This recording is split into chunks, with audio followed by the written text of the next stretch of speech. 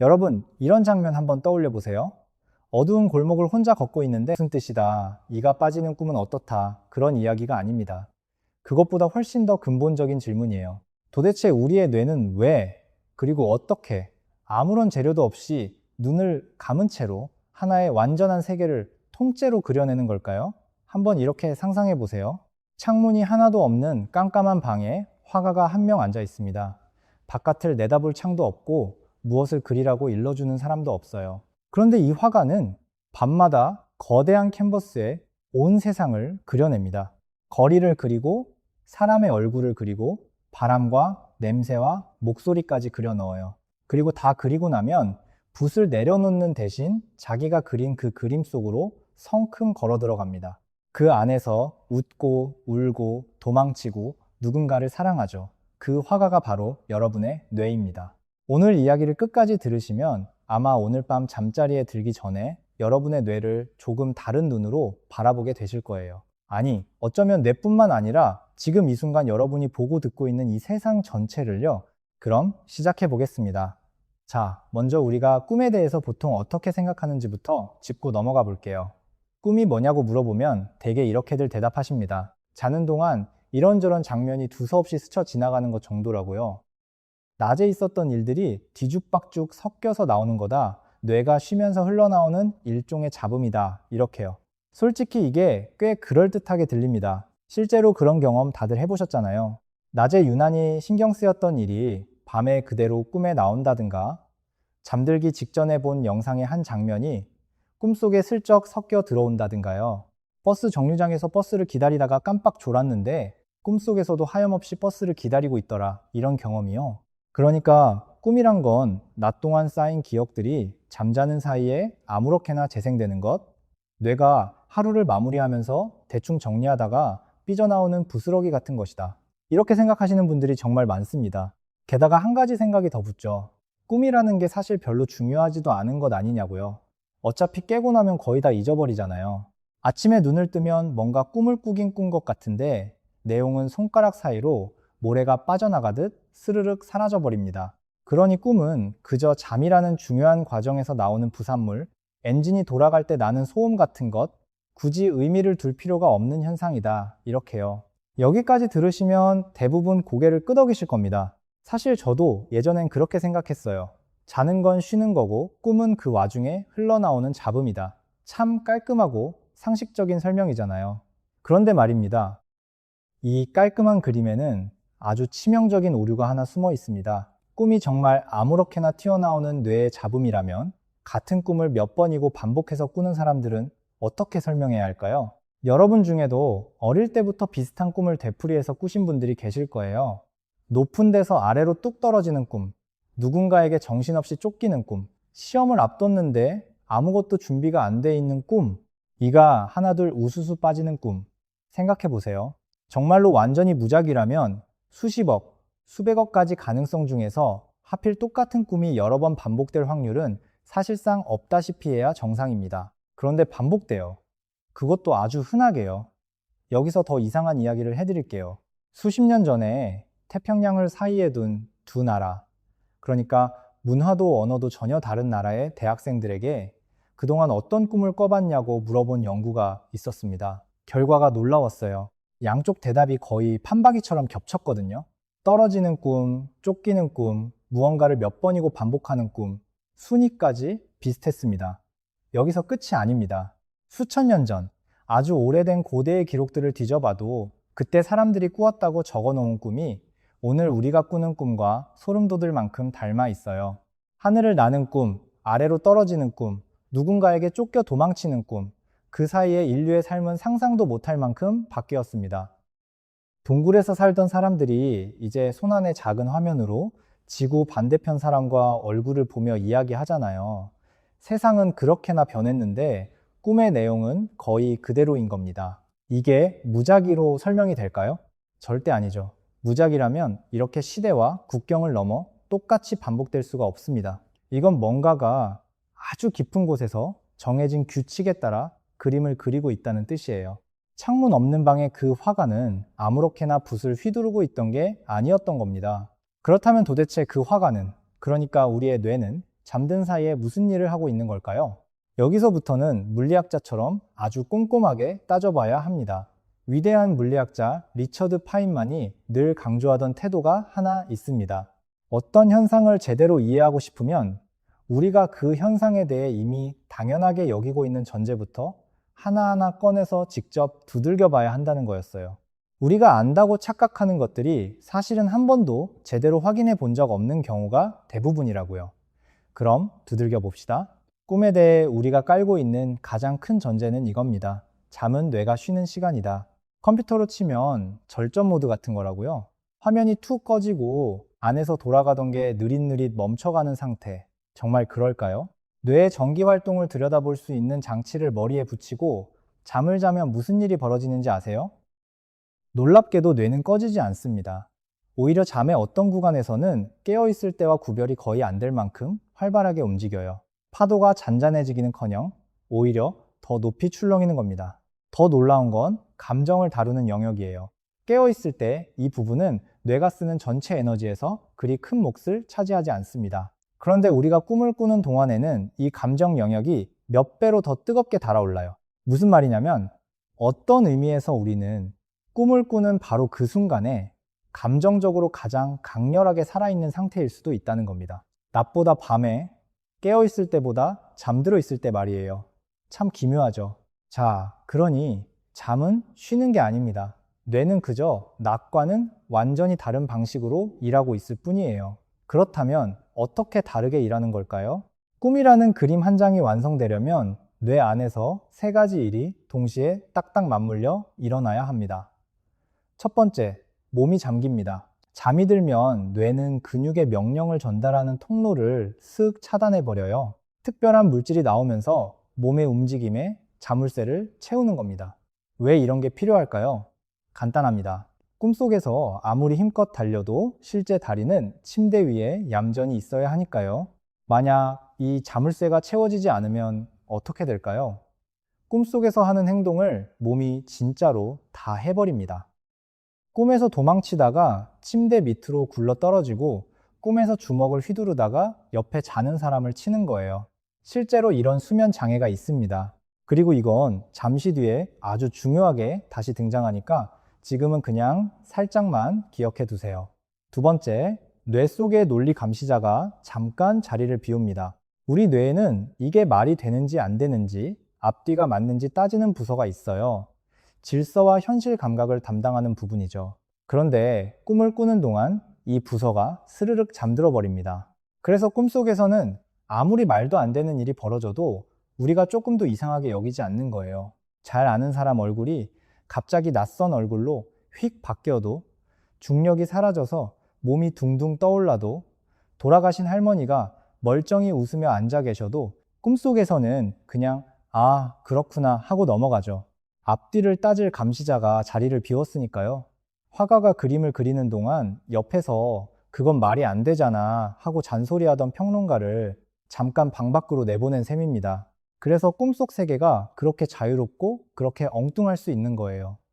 세 번째, 뇌의 관심이 완전히 안쪽을 향합니다. 평소에 우리 뇌는 바깥 세상에서 쏟아지는 정보를 받아 처리하느라 정신이 없습니다. 그런데 잠이 들면 그 바깥과의 연결이 뚝 끊어지고 뇌는 방향을 풍 돌려 자기 내부를 바라보기 시작해요. 이때 깨어나는 게 상상력을 담당하는 신경망입니다. 이 신경망이 켜지면 뇌는 기억과 감정과 이미지를 자유자재로 엮어서 하나의 이야기를 지어내요. 마치 아무런 눈치도 검열도 없이 마음껏 써내려가는 소설가처럼요. 이 세 가지가 동시에 일어나는 순간 우리는 꿈을 꿉니다. 이걸 한번 가만히 음미해 보세요. 바깥에서는 아무것도 들어오지 않습니다. 논리감시자는 잠들어 있어요. 몸은 자물쇠가 채워져 꼼짝하지 않습니다. 그 상태에서 뇌는 완전히 혼자서 오로지 자기 안에 있는 재료만으로 하나의 세계를 통째로 빚어냅니다. 빛을 칠하고 소리를 입히고 사람을 세우고 이야기를 흐르게 해요. 그러고는 자기가 그린 그 그림 속으로 걸어 들어가 기뻐하고 슬퍼하고 도망치고 사랑합니다. 옛날 사람들이 꿈을 두고 꿈을 꾼다가 아니라 꿈을 본다고 표현했던 게 이제 좀 이해가 되시나요? 뇌가 스스로 그림을 그리고 스스로 그 그림을 봅니다. 그리는 사람도 뇌고 그림도 뇌고 그 그림을 바라보는 관객도 전부 뇌 자신인 거예요. 창문 없는 방 안에서 화가는 그림이 되고 동시에 관객이 됩니다. 자, 여기서 아주 자연스럽게 한층 더 깊은 질문 하나가 머리를 스치게 됩니다. 그렇다면 그 그림, 그러니까 꿈속에서 하는 경험은 진짜 경험과 뇌 입장에서 얼마나 다를까요? 꿈속에서 달릴 때와 실제로 운동장을 달릴 때 우리 뇌는 다르게 반응할까요? 아니면 똑같이 반응할까요? 다들 직관적으로 이렇게 생각하실 겁니다. 당연히 다르지 않겠냐고요? 실제로 달리면 뇌가 진짜 신호를 받는 거고 꿈속에서 달리는 건 그냥 상상이니까 뇌 반응도 훨씬 약하거나 아예 다를 거라고요. 그런데 이 생각에는 아주 은근하게 깔려있는 전제가 하나 있습니다. 바로 뇌가 진짜와 상상을 딱 잘라 구분한다는 전제예요. 과연 그럴까요?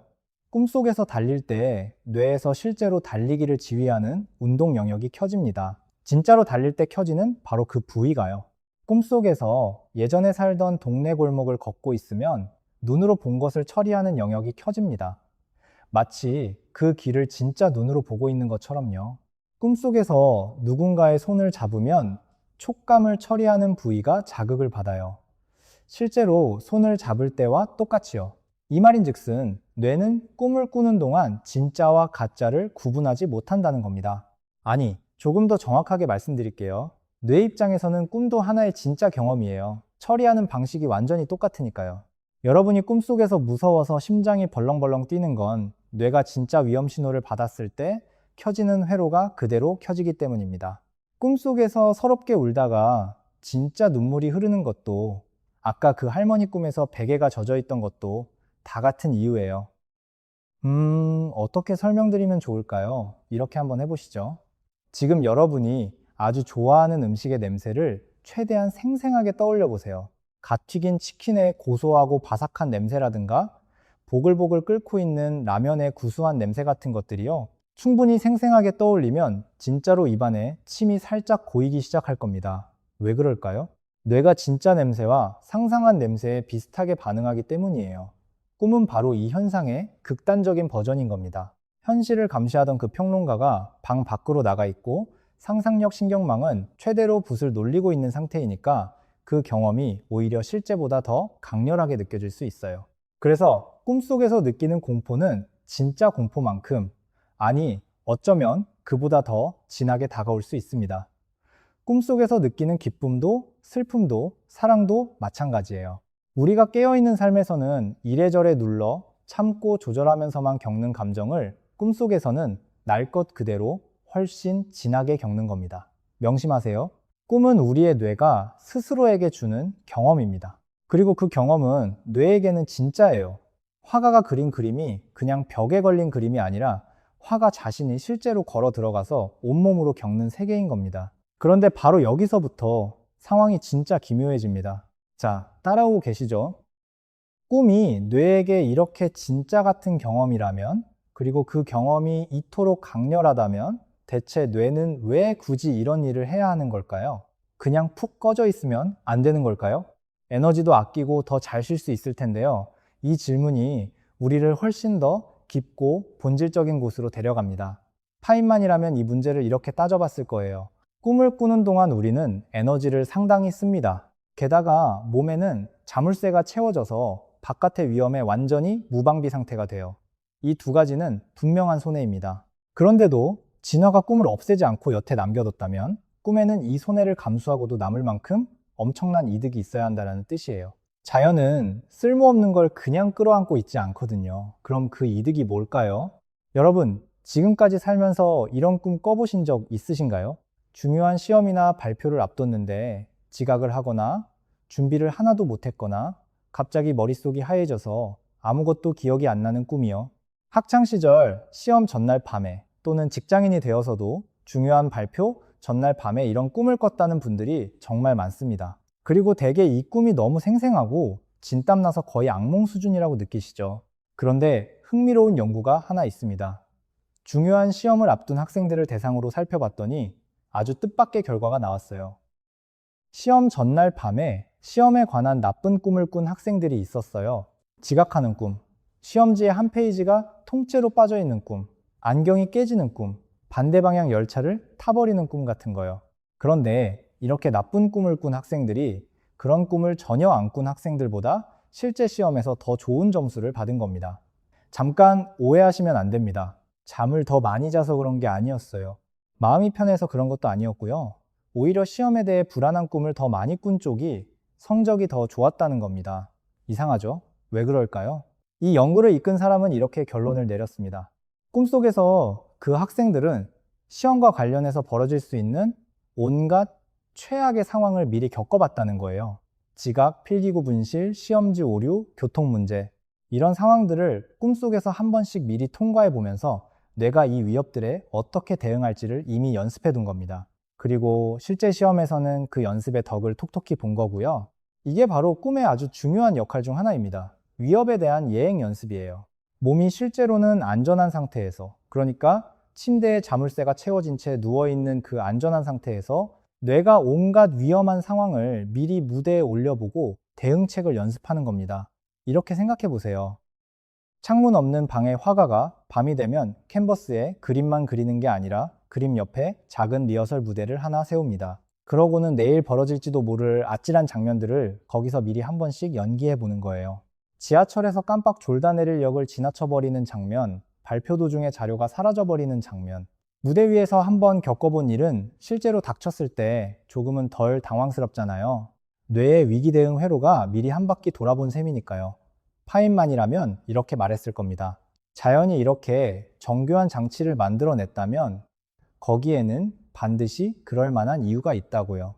꿈은 엔진이 돌다가 나는 소음이 아닙니다. 오히려 엔진이 하는 아주 중요한 작업 그 자체인 거예요. 그런데 여기서 또 아주 자연스럽게 한층 더 깊은 질문이 머리를 스칩니다. 만약 꿈의 목적이 위협을 연습하는 것 뿐이라면 모든 꿈에는 위협이 담겨 있어야 하잖아요. 그런데 우리가 꾸는 꿈에 무서운 꿈만 있는 건 아니죠.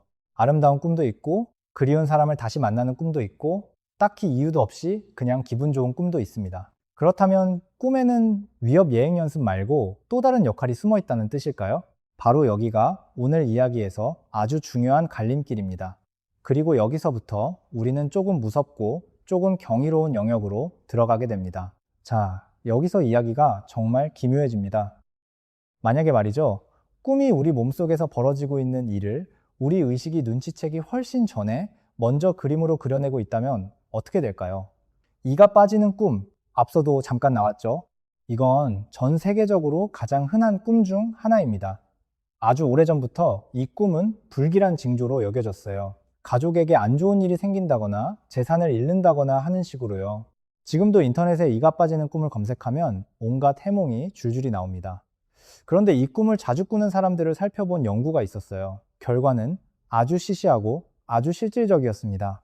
이 꿈을 자주 꾸는 사람들은 아침에 깼을 때 이나 잇몸, 턱에 뻐근한 긴장감을 느끼는 경우가 많았던 거예요. 자는 동안 자기도 모르게 이를 꽉 악물거나 뽀득뽀득 갈고 있었던 겁니다.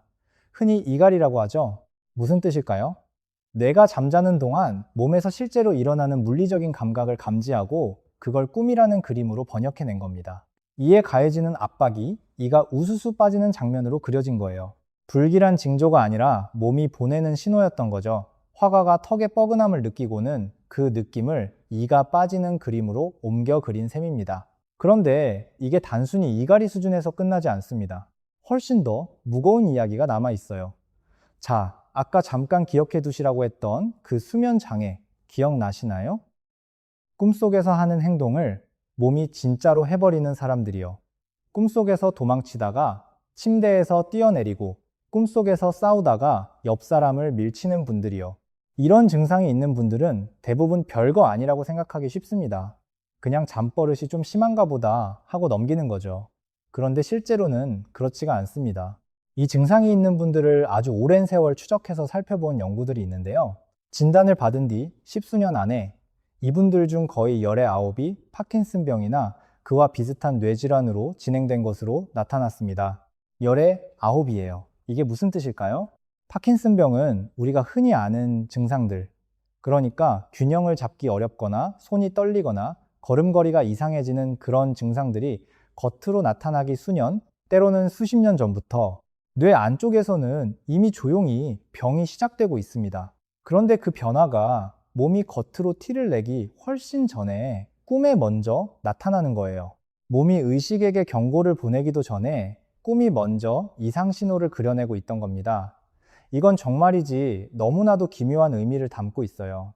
여러분, 이 대목은 한번 가만히 음미해 보셔야 합니다. 화가는 우리가 미처 알아채지 못한 몸속의 변화까지 붓끝으로 감지하고 있었던 거예요. 한 신경학 연구소에서 아주 많은 환자들이 적어낸 꿈 기록을 모아서 분석한 적이 있습니다. 무려 1000건이 훌쩍 넘는 꿈을요. 그랬더니 몸이 아픈 환자들이 꾸는 꿈의 상당수가 전쟁이나 화재, 부상 같은 어둡고 부정적인 주제로 흘러가고 있었어요. 그런데 여기서 흥미로운 점이 하나 있습니다. 환자들이 실제로 앓고 있는 부위의 통증과 직접 연결된 꿈은 전체에서 아주 적은 부분에 불과했다는 거예요. 무슨 말이냐면 다리가 아픈 환자가 다리가 아픈 꿈을 꾸는 게 아니라 전쟁터에서 쫓기는 꿈을 꾸더라는 겁니다. 뇌는 몸의 이상을 분명히 감지하지만 그걸 있는 그대로 직접 그리지 않아요. 상징과 이야기의 형태로 바꿔서 그려냅니다. 마치 시인이 아프다는 말을 직접 하는 대신 은유를 써서 마음을 전하는 것처럼요. 화가는 몸의 상태를 암호로 바꿔서 캔버스에 옮기는 겁니다. 심장이 안 좋은 환자들을 살펴본 연구도 있어요. 큰 시술을 앞둔 전날 밤에 꾼 꿈을 기록하게 하고 그 뒤로 여러 달 동안 환자들의 상태를 지켜봤습니다. 결과가 어땠는지 아세요? 죽음에 관한 꿈을 꾼 분들, 그리고 이별에 관한 꿈을 꾼 분들은 시술 당시 병이 얼마나 심했는지와는 상관없이 이후 경과가 더 나빠질 가능성이 훨씬 높았습니다. 처음 들으면 코웃음 치실지도 모르겠어요. 꿈이 무슨 예언이냐고요? 그런데 이 결과를 그냥 무시해버리기가 참 쉽지 않습니다. 꿈이 어떤 식으로든 그 환자의 몸 상태에 대한 정보를 이미 담고 있었다는 뜻이니까요. 심지어 이런 경우도 있습니다. 큰 병을 진단받기 전에 꿈에서 먼저 경고를 받았다고 이야기하는 분들이 있어요. 그 꿈들은 다른 꿈들과 달리 유난히 생생하고 강렬했고 뭔가 위협적인 느낌을 짙게 풍겼다고 합니다. 그리고 그분들 중 상당수가 그 꿈이 자신에게 뭔가 중요한 경고를 하고 있다고 느껴서 병원을 찾았고 실제로 병이 발견되기도 했다고 해요. 물론 여기서 파인만이라면 이렇게 한마디 덧붙였을 겁니다. 이건 어디까지나 지금 과학이 말해줄 수 있는 범위 안에서의 이야기라고요. 모든 꿈이 미래를 알려준다거나 나쁜 꿈을 꿨다고 큰일이 난다는 이야기는 절대 아닙니다. 그건 오히려 옛날식 미신 쪽에 가깝죠. 다만 분명한 건 뇌가 우리의 의식이 알아채기 훨씬 전부터 몸에서 일어나는 변화를 감지하고 있을 수 있다는 것, 그리고 그 정보를 때때로 꿈이라는 형태로 흘려보내고 있을 수 있다는 겁니다. 아시겠나요? 꿈은 단지 자는 동안 아무렇게나 스쳐가는 이미지의 나열이 아니에요. 꿈은 우리 몸과 마음이 의식에게 보내는 편지일 수 있습니다. 그리고 그 편지는 때로는 우리가 의식적으로 알아챌 수 있는 것보다 훨씬 앞서 있어요. 자, 그런데 아까 우리가 잠깐 남겨둔 질문이 하나 있었죠. 꿈에는 무서운 꿈만 있는 게 아니라고요? 아름다운 꿈, 그리운 사람을 만나는 꿈, 이유 없이 그냥 포근한 꿈도 있다고요. 위협을 연습하는 것도 몸의 신호를 그리는 것도 아니라면 이런 꿈들은 대체 왜 꾸는 걸까요? 여기서 뇌라는 화가가 밤마다 하는 또 하나의 일이 드러납니다. 바로 감정을 소화하는 일이에요. 한번 생각해 보세요. 우리는 낮 동안 참 많은 감정을 삼키고 삽니다. 서러운 일이 있어도 회사에서는 아무렇지 않은 척 웃어야 하고 화가 치밀어도 꾹 눌러 참죠. 슬픈 소식을 들어도 당장 해야 할 일이 있으니 제대로 슬퍼할 겨를조차 없이 하루가 훌쩍 지나갑니다. 그렇게 미처 소화하지 못한 감정들이 마음 한구석에 차곡차곡 쌓여요. 그런데 밤이 되면 논리감시자가 자리를 비우고 감정 영역이 뜨겁게 달아오른 그 상태에서 뇌는 낮에 못다 처리한 이 감정들을 하나씩 꺼내어 소화하기 시작합니다. 낮에 너무 바빠서 제대로 울지 못했던 슬픔을 꿈속에서 펑펑 울며 흘려보내는 거예요. 차마 터뜨리지 못한 화를 꿈속에서 마음껏 폭발시키기도 하고요. 화가는 낮 동안 삼킨 감정을 밤에 그림으로 풀어내면서 마음의 체증을 조금씩 내려주는 셈입니다. 그래서요, 어쩌면 꿈을 많이 꾸고 특히 감정이 진한 꿈을 자주 꾼다는 건 뇌가 그만큼 열심히 마음을 정리하고 있다는 신호일 수 있어요. 이걸 뒤집어 보면 조금 무거운 이야기도 보입니다. 마음이 많이 지쳐있는 분들, 이를테면 우울감에 오래 시달리는 분들은 그렇지 않은 사람보다 악몽을 꾸는 빈도가 눈에 띄게 높습니다. 그냥 나쁜 꿈이 좀 더 많아지는 정도가 아니에요. 잠의 구조 자체가 바뀝니다. 감정을 다루는 영역이 꿈꾸는 동안 훨씬 더 세게 켜지거든요. 게다가 이런 패턴이 있어요. 마음이 지친 분들의 경우 밤이 깊어질수록 꿈의 내용이 점점 더 어두워지는 경향이 있습니다. 잠들 때는 그럭저럭 견딜 만한 꿈을 꾸다가 아침이 가까워질수록 꿈이 점점 캄캄해지는 거예요. 그래서 마음이 힘든 분들이 유독 아침에 일어나기가 더 버거운 경우가 많습니다. 일어나기 직전 가장 어두운 그림 속에서 눈을 뜨게 되니까요. 왜 이럴까요? 뇌의 감정 처리 공장이 낮 동안 미처 소화하지 못한 감정을 밤에 붙잡고 씨름하는데 마음이 지쳐 있을 때는 이 공장이 과부하 상태이기 때문입니다. 처리해야 할 무거운 감정은 산더미인데 처리하는 힘은 그걸 못 따라가는 거예요. 그래서 그림이 자꾸만 어두워지는 겁니다. 오랫동안 의존하던 무언가를 끊으려는 분들 이야기도 잠깐 해볼게요. 이분들은 그걸 다시 손대는 꿈을 자주 꾼다고 합니다. 그리고 이 꿈이 어찌나 생생한지 마치 진짜로 다시 손을 댄 것 같은 느낌이 들어서 깨고 나면 죄책감과 불안이 확 밀려온다고 해요. 신기한 건 끊고 나서 얼마 안 됐을 때 이런 꿈을 오히려 더 자주 꾼다는 겁니다. 왜 그럴까요? 뇌가 이제 현실에서는 채울 수 없게 된 그 갈망을 꿈속에서 대신 시뮬레이션하며 처리하고 있는 거예요. 리허설 무대에 이번엔 갈망을 올려놓고 그걸 꿈속에서 겪어내며 조금씩 흘려보내는 겁니다. 그리고 이 꿈은 갈망이 옅어질수록 서서히 사라져 갑니다. 화가가 그 갈망을 다 그려서 내보내고 나면요. 여기까지 오면 이런 생각이 듭니다. 꿈은 어쩌면 뇌가 스스로를 다독이는 방식일 수도 있겠다고요. 낮 동안 미처 다루지 못한 상처와 갈망과 두려움을 밤마다 조금씩 꺼내어 소화하는 과정이요. 화가는 그림을 그리면서 우리의 마음을 가만히 어루만지고 있었던 겁니다. 그런데 여기서 아주 현실적인 의문이 하나 고개를 듭니다. 이렇게 중요한 일이 밤마다 벌어지고 있다면 왜 우리는 아침에 일어나면 꿈을 거의 기억하지 못하는 걸까요? 기억할 수 있다면 그 정보를 더 잘 써먹을 수 있을 텐데 말이에요. 솔직하게 말씀드리면 이 질문에는 과학도 아직 시원한 답을 내놓지 못했습니다. 이 부분은 여전히 연구 중인 영역이에요. 다만 흥미로운 짐작들은 있습니다. 하나는 꿈의 내용이 시시콜콜 의식에 다 떠오르면 오히려 꿈이 하려던 일을 방해할 수 있다는 거예요. 감정을 처리하는 그 조용한 작업을 의식이 너무 세세하게 들여다보면 소화 과정이 오히려 꼬여버릴 수 있다는 거죠. 또 다른 짐작은 정작 중요한 건 꿈의 내용이 아니라 꿈의 결과라는 겁니다. 밤새 어떤 감정을 처리했는지 그 구체적인 장면들은 굳이 기억에 남길 필요가 없다는 거예요. 결과만 남으면 되는 거죠. 아침에 왠지 어제보다 마음이 조금 가벼워진 느낌, 어떤 고민에 대해 살짝 다른 각도가 생긴 것 같은 느낌, 그런 게 바로 꿈이 남긴 결과물인 겁니다. 그림 자체는 지워져도 그 그림을 그리는 동안 마음이 정리된 흔적은 남는 거예요. 그래서 꿈을 기억하지 못한다는 게 꿈이 아무 영향도 없었다는 뜻은 결코 아닙니다. 영화를 보고 나서 줄거리는 다 잊어버려도 기분은 달라져 있는 것처럼요. 처리는 분명히 됐지만 그 과정이 의식 위로 굳이 떠오르지 않았을 뿐이에요. 혹시 꿈을 조금 더 붙잡아 두고 싶으시다면 아침에 눈을 뜨자마자 벌떡 일어나지 말고 잠시 그대로 누운 채로 꿈의 흔적을 더듬어 보세요. 뭔가 어렴풋이 남아있다면 머리맡에 메모장에 몇 글자 적어두는 겁니다. 아무리 황당하고 조각난 내용이라도 괜찮아요. 사실 파인만도 자기 머릿속에서 생각이 어떻게 떠오르는지를 관찰하고 기록하는 걸 무척 즐겼습니다. 그런 의미에서 꿈 일기를 쓰는 건 꽤나 파인만다운 놀이일 수도 있어요. 자, 밤마다 이렇게 세계를 그리고 몸을 살피고 마음까지 어루만지는 그 그림 속에서 말이죠. 여기서 또 아주 자연스럽게 한층 더 깊은 질문이 떠오릅니다. 그 그림 속에서 대체 우리는 누구일까요? 이 질문이 처음에는 좀 이상하게 들리실 수도 있어요. 꿈속에서도 나는 나 아니냐고요? 그런데 조금만 곱씹어 보면 그게 그렇게 단순하지가 않습니다. 꿈속의 나는 때때로 현실의 나보다 훨씬 어립니다. 이미 세상을 떠난 분들, 돌아가신 부모님이나 조부모님과 꿈속에서 아주 자연스럽게 이야기를 나누는 경험 많은 분들이 해보셨을 거예요.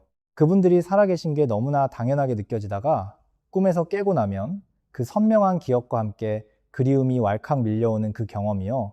어떤 때는 꿈속에서 내 성별이 바뀌어 있기도 하고 직업이 전혀 딴판이기도 하고 심지어 내가 전혀 모르는 낯선 사람인데도 꿈속에서는 그게 아주 당연하게 받아들여지기도 하죠. 이건 꿈속에서 자아가 물렁물렁하게 변한다는 뜻이에요. 그런데 흥미로운 건 그럼에도 불구하고 꿈속에는 반드시 나라는 관찰자가 존재한다는 겁니다. 그 모든 경험을 누가 하고 있냐고요? 나예요. 꿈속에서 어린애가 된 내가 달리고 있든, 낯선 사람의 몸으로 거리를 걷고 있든, 그 모든 걸 겪고 있는 건 여전히 나라는 의식입니다. 이건 뇌가 그림을 그리는 방식에서 나오는 현상이에요. 상상력 신경망은 기억과 감정과 이미지를 엮어서 이야기를 지어내는데 그 이야기 한복판에는 반드시 경험의 주인공, 그러니까 나라는 존재를 딱 앉혀놓습니다. 그 주인공의 얼굴과 나이는 얼마든지 바뀔 수 있지만 주인공 자체가 사라지는 법은 없어요. 이야기에는 반드시 주인공이 있어야 하는 것처럼요. 화가는 어떤 그림을 그리든 그 그림 속에 자기가 들어갈 자리를 항상 하나 남겨둡니다.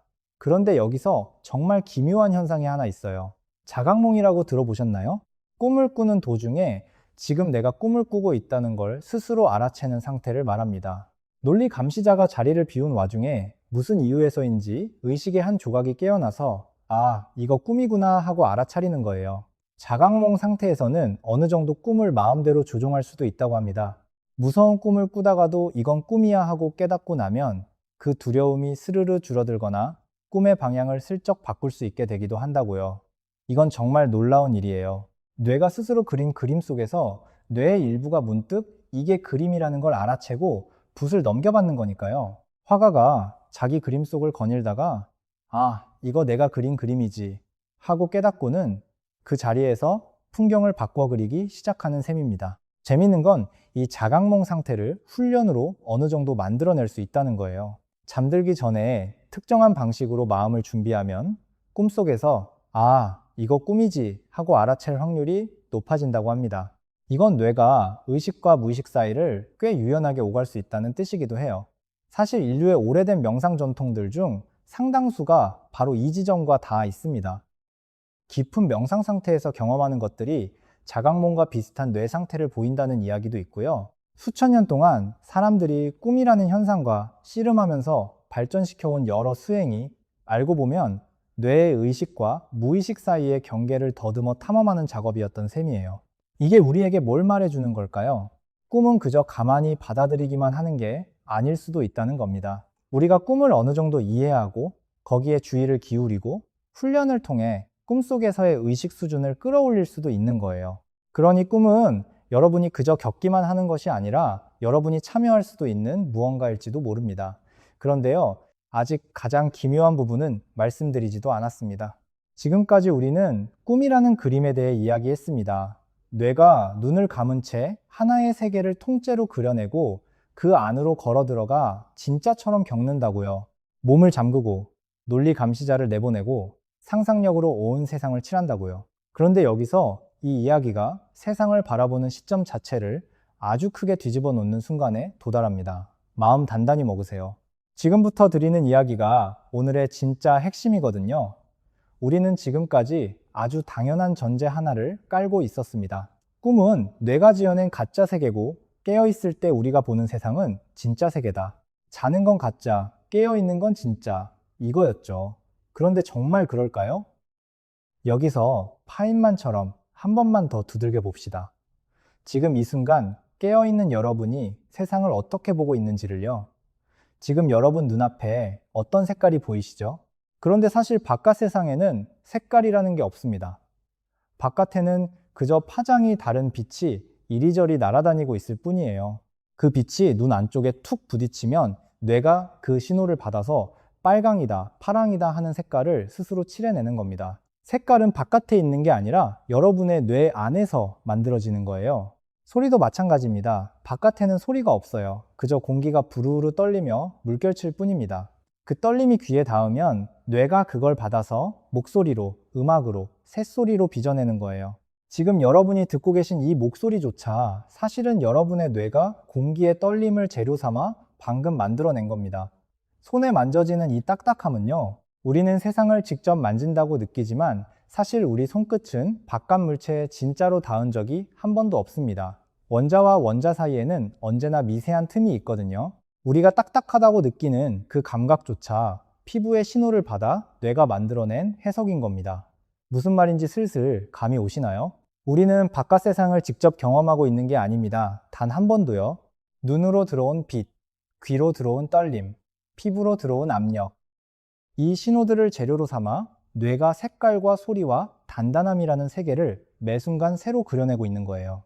지금 여러분이 보고 있는 이 세상은 바깥에 그대로 있는 세상이 아니라 여러분의 뇌가 방금 그려낸 가장 그럴듯한 그림입니다. 이 말인즉슨 깨어있을 때도 그 화가는 단 한순간도 붓을 놓지 않았다는 겁니다.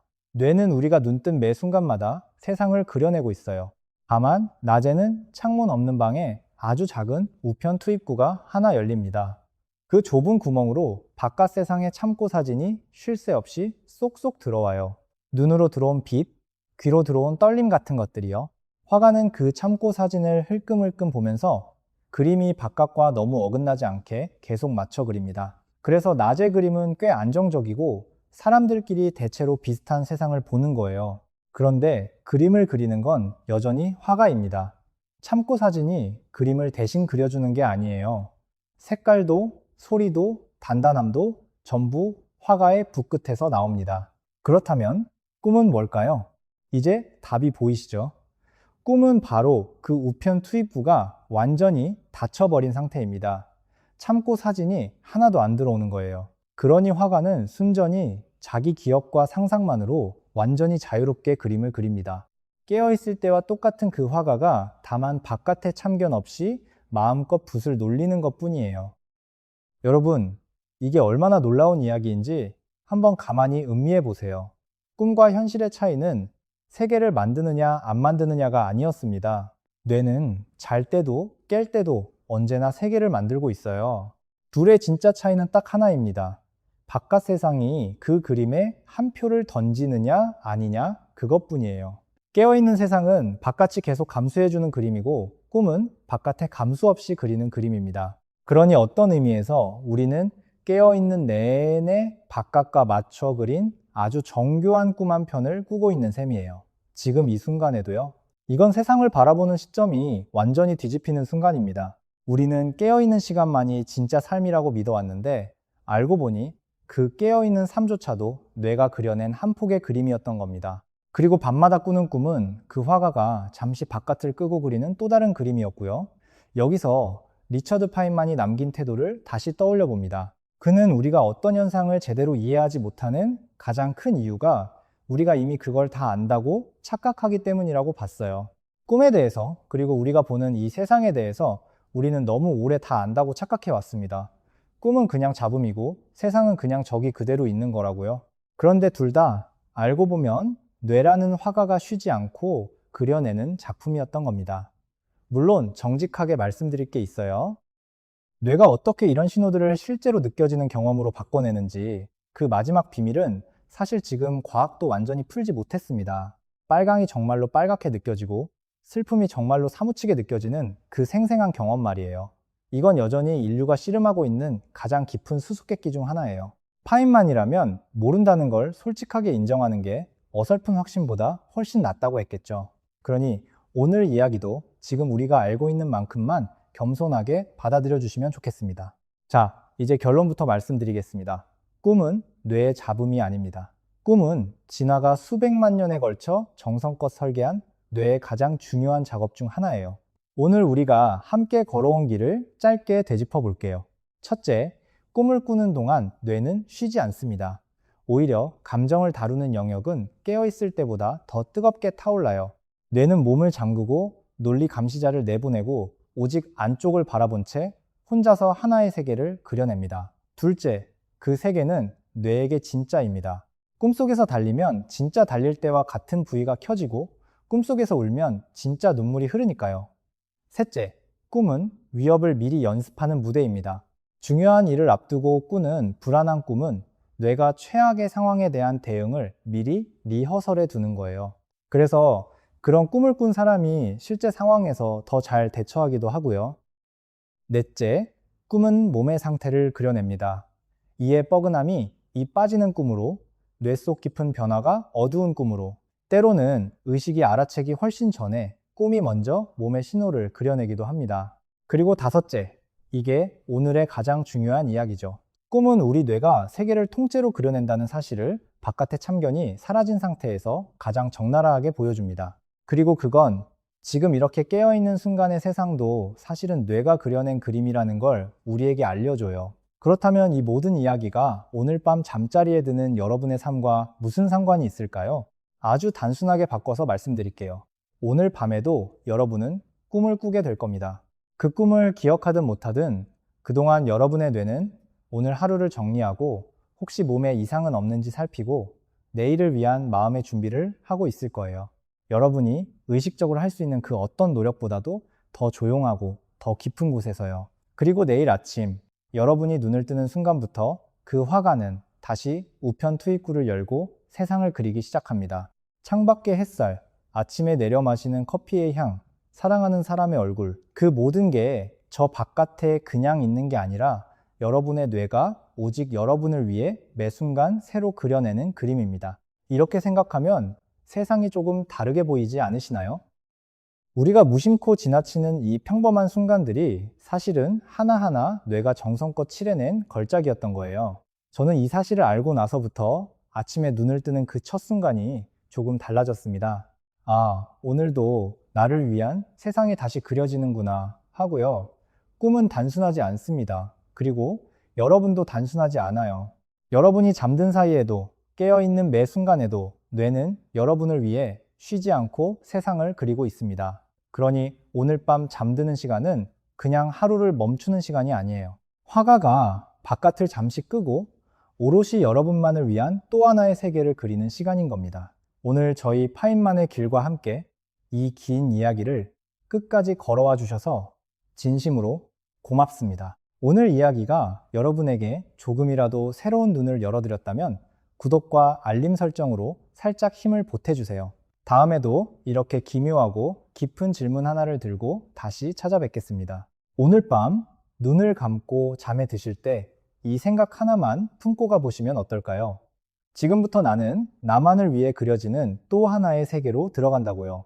그럼 부디 그 세계에서 아주 좋은 그림 한 편 만나고 오시길 바랍니다.